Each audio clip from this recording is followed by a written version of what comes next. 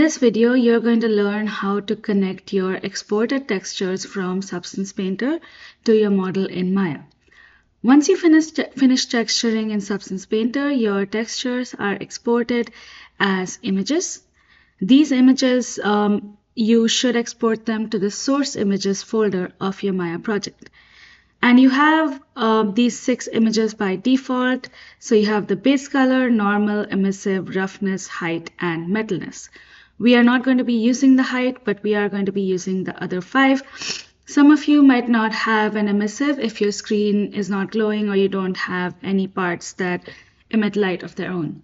So let's start with the base color. So the base color is basically the color of your object. So wherever you have color, it's adding that color to the object, very self-explanatory. So this is a color map. Your emissive map is also a color. So this has color only in the parts where you actually have emissive, like the glow of a screen. And this is also a color map. Your roughness and your metalness, if you look at the preview of them, they're both in shades of black, white, and gray. So these maps act more like a mask to tell Maya which parts are more rough and which parts are more shiny. So this is the roughness map, and this is the metalness. So the metalness acts the same way as the roughness. We don't use the color information from this map, but we use the black and white values or the alpha values.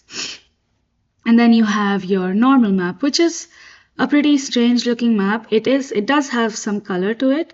All normal maps will look similar to this with colors like this, but we don't use color information from this as well. We use this to get a slight height to our object. So wherever you have wood or any material that has a slight indents or height to it, that's where you would use the normal to get something that looks like height that is not actually present on your model, but when light interacts with it, it makes it look like the model has height.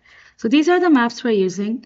And if you have multiple materials, you will have all of those materials are going to have these 6 maps exported by default. The naming convention that Substance Painter assigns to these maps is the first part of the name is the name of your FBX. Mine was called Arcade Game for Texturing. The second part is the material. So my material was called Arcade Prop. If I go back to Substance, you can see that in the texture set list. And the last part of the name is what this is. So base color, normal, emissive, whatever that map is.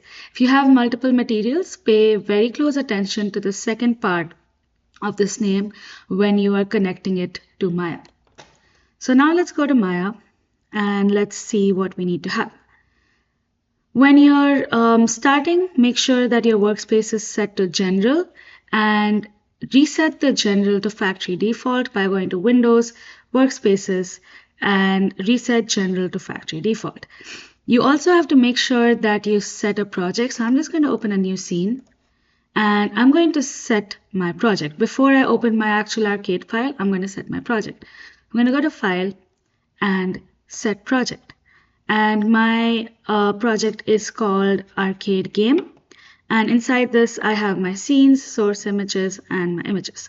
And I also have a Substance plugin, which we haven't discussed yet. But I have these folders. You need to have these folders when you create a project. So I'm going to select this project and click on Set. And now, if I go to File and Open Scene, I'll be able to open my arcade model. Let's click on Open. And now I'll be able to open the model that I want to apply the textures on. I'm just going to delete all of this. And I'm going to assign a new material to this object. So if you're working on your file, which you assign materials to before you took it into Substance Painter, you already have your materials assigned and you just need to bring in the textures. For me, my object is just a single material, and you can see what material this is by going to the right of your Maya window. We've used the channel box before, but the section that we're going to use now is the attribute editor. So this section is basically, it contains all the attributes of your object. If you select an object, you can see its attributes. We're not looking at any of these tabs in the beginning. All we're concerned about is the last tab.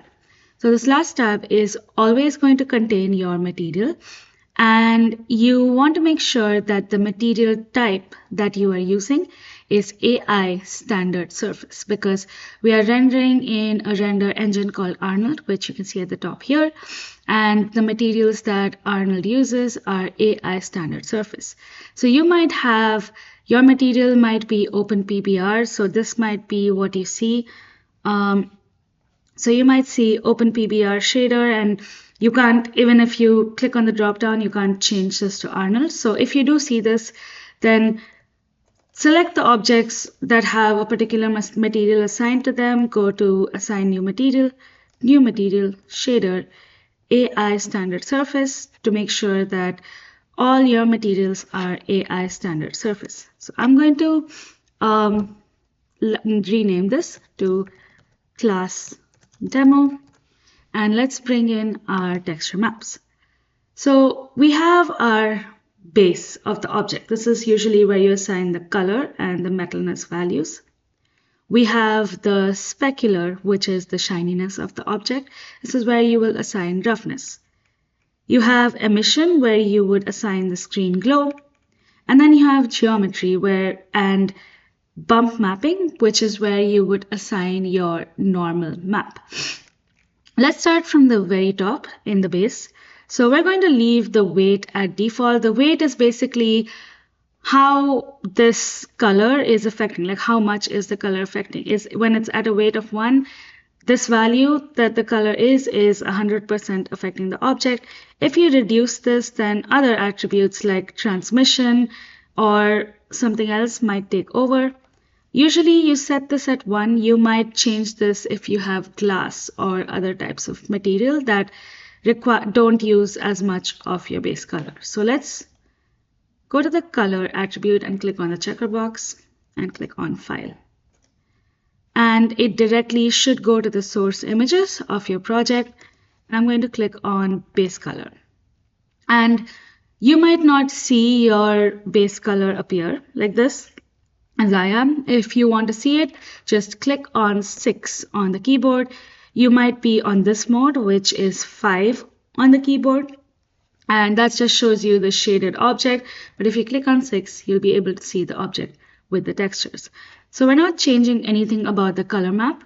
We're just going to click on this icon right here to go back to our material. Now let's add our roughness map. So we go to this roughness section, we click on that, go to File, and same way that we did for color, we bring in our file. So you see that this roughness file is a black and white image. So I'm going to open that, and we need to change some settings in this area so that Maya reads this image correctly. The first thing we're going to do is we're going to change the color space to raw and select Ignore Color Space File Rules. Then we're going to go down to color balance and change this to alpha is luminance. So now it is using the black and white values of that roughness map. We go back, and now we're going to go to, let's skip emission for now, and let's go to metalness. So metalness is a map we also have for this. So I'm going to click on this checkerboard, go to File, and let's add metalness. And I add that, and metalness is also a black and white map, so I do the exact same thing that I did for my roughness. So I change these settings, and once that's set up, you can go back. Let's go down to geometry, and in geometry we are going to add our normal map in the bump mapping section. So I click on this checkerboard, I go to File, and you don't see the file section immediately here. You see this other setting where you need to change one thing. You need to change the drop down here to use as tangent space normal. So that ensures that your normal map is being used in the correct way. And once you do that, you click on this icon right here, and that takes you to the file section. We bring in our normal map in here, click on Open.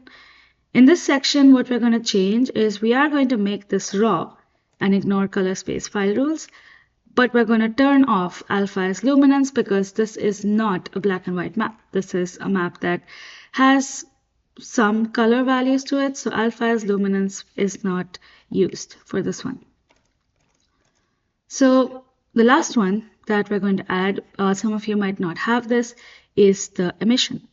So this is again a color. I want to use this to make my screen glow.